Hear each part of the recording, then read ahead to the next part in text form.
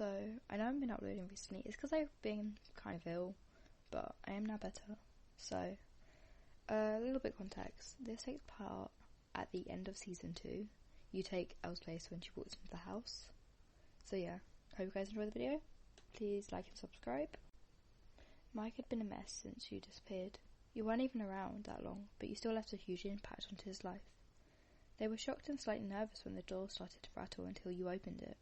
Everyone was in shock, frozen still, for a few minutes until you felt Mike hug you tightly. You hugged him back, of course, as he slightly teared up.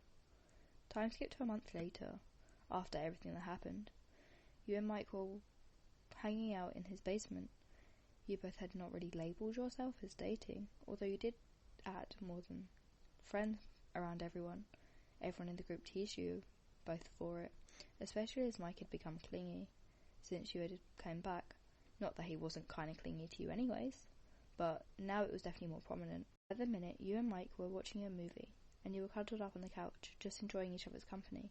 You were focused on the film, but saw Mike keep looking at you. So after a few minutes of him doing it, you ask him what's wrong in as soft voice as you can muster. He stayed quiet for a second, contemplating.